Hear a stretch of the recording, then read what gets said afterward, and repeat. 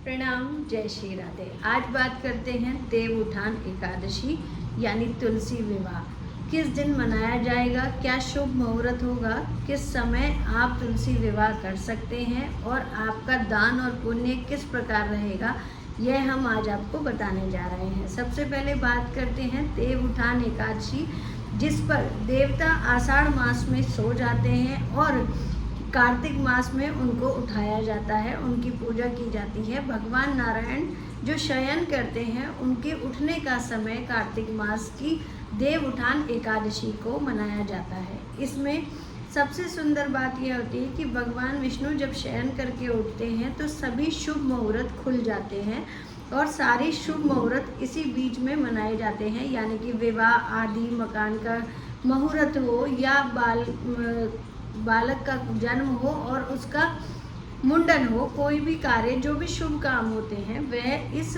देवउठान एकादशी में मनाए जाते हैं। देवउठान एकादशी 12 तारीख को यानी कि 12 नवंबर 2024 को मनाई जाएगी और इसमें आपको क्या कार्य करना है, क्या पूजा करनी है, इसका महत्व आज हम आपको बताने जा रहे हैं। इस दिन तुलसी माता का विवाह भी किया जाता है और तुलसी माता का विवाह ठाकुर जी के साथ यानी कि शालिग्राम जी के साथ कराया जाता है। जिस प्रकार विधि विधान से आपका स्वयं का विवाह होता है उसी प्रकार तुलसी माता का विवाह कराया जाता है और यह बहुत ही शुभ माना जाता है। अनेक कन्याओं के विवाह के बराबर यह विवाह माना जाता है और इसका पुण्य आपको जरूर मिलता है। तो ये बहुत ही सुंदर संयोग जो देवउठान एकादशी पर हम आपको बताने जा रहे हैं, यह इसका समय क्या रहेगा। अगर हम बात करें देवउठान एकादशी की तो 11 नवंबर 2024 को शाम के समय 6:46 पर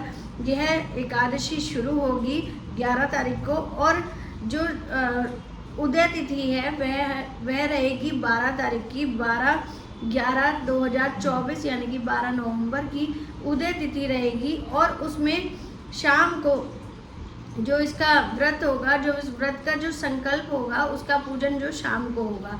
व्रत संकल्प हम सुबह उदय तिथि में करेंगे। व्रत संकल्प के लिए आपको 4 बजे सुबह उदय तिथि में उठना होगा और स्नान आदि करके व्रत का संकल्प लेना होगा।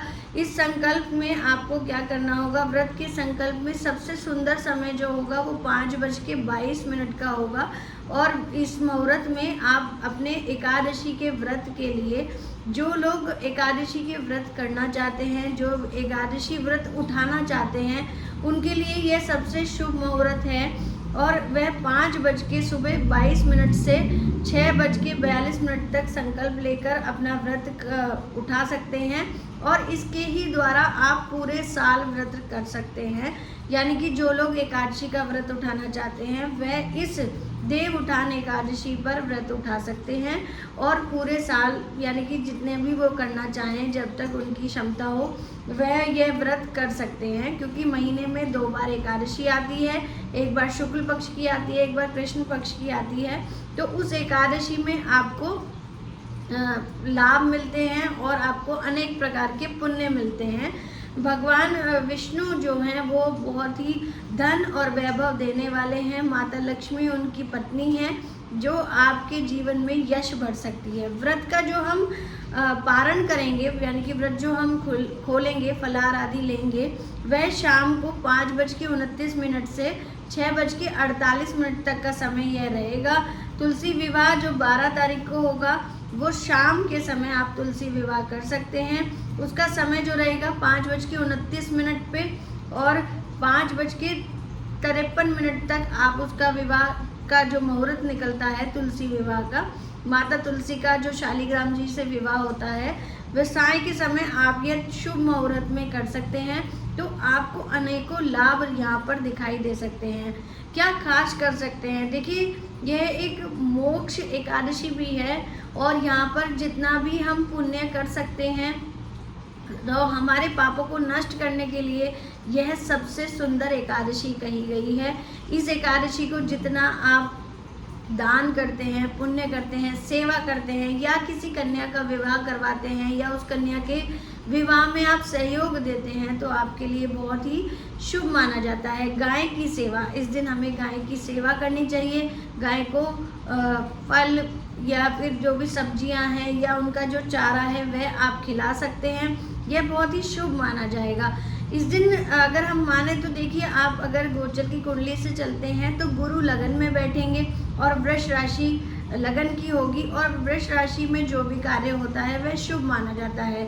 तो हम यह 4 दिन का कार्यक्रम होता है, यानी कि 4 दिन बाद जब गंगा स्नान होता है, और हम उसे बड़ी दिवाली कहते हैं, यानी कि जब हम गंगा स्नान के दिन दीप दान करते हैं, बड़ी दिवाली मनाते हैं, उसी दिन भगवान विष्णु जी का जो है वो आगमन शुरू हो जाता है। और एकादशी से लेकर ये 4 दिन का समय जो देव उठान एकादशी से गंगा स्नान तक का समय जो है बहुत ही पुण्य समय माना जाता है। इस समय जो भी आप काम करते हैं उसमें आपको सफलता अवश्य मिलती है।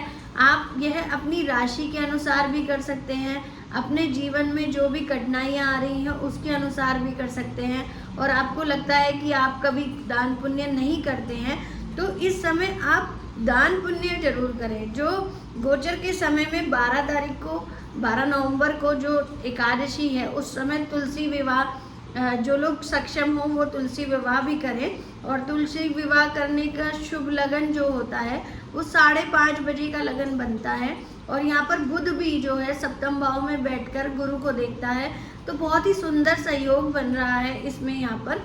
और शनि अपनी राशि में बहुत अच्छा शशि योग भी बना रहा है, तो आप यहाँ पर तुलसी का पूजन कर सकते हैं। एकादशी के दिन तुलसी का दान भी कर सकते हैं। तुलसी माता का आप दान मंदिर में कर सकते हैं या किसी के घर में भी लगवा सकते हैं जो माता की सेवा करें। इस प्रकार आप अपनी तुलसी मैया की पूजा करके, उनकी आरती स्तुति करके उनको चुनरी पहना सकते हैं जिसके घर में भी तुलसी माता है। अच्छा, देव उठते हैं तो आप क्या एक लाभ, जो अच्छा उपाय मैं आज आपको बताती हूँ। कुछ लोगों के यहाँ देव उठान एकादशी का नियम उन लोगों को पता है तो वो करते हैं, लेकिन जिनको नहीं पता है उनको मैं बता देती हूँ।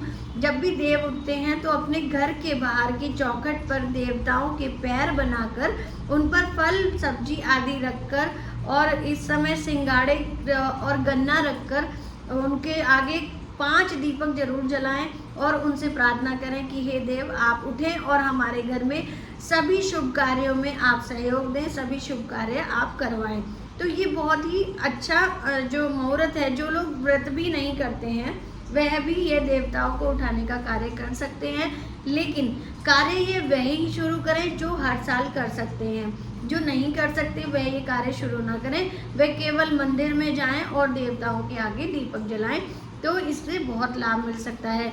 इस दिन आप गंगा स्नान भी कर सकते हैं, गंगा स्नान का भी महत्व है, और आप इस दिन दीपक भी जो है गंगा जी में प्रवाहित कर सकते हैं। तो दीपक जलाकर आप गंगा जी को प्रवाहित करते हैं, समर्पण कर सकते हैं, और तीर्थ के दर्शन कर सकते हैं। और विष्णु सहस्त्र नाम करना बहुत ही शुभ माना जाता है। जो लोग कुछ भी नहीं कर सकते हैं वो विष्णु सहस्त्र नाम जरूर करें, उनके जीवन में जो है कभी भी विपदाएं नहीं आती हैं जो लोग विष्णु सहस्त्र नाम करते हैं। भगवान विष्णु का नाम हमेशा जपते रहिए, ओम नमो नारायण हमेशा करते रहिए, तो इससे आपको क्या होगा, बल मिलता है, और भगवान विष्णु माता लक्ष्मी की कृपा आपके जीवन पर सदा बनी रहती है। तो आज हमने बात की एकादशी की कि देव उठान एकादशी पर आप क्या खास कर सकते हैं, तो आप यही एक खास जो हमने उपाय बताए हैं आपको यह करिए, आपको अवश्य लाभ होगा। इसी के साथ अगर आपको हमारे चैनल पसंद आता है तो लाइक कीजिए, सब्सक्राइब कीजिए। जय श्री राधे।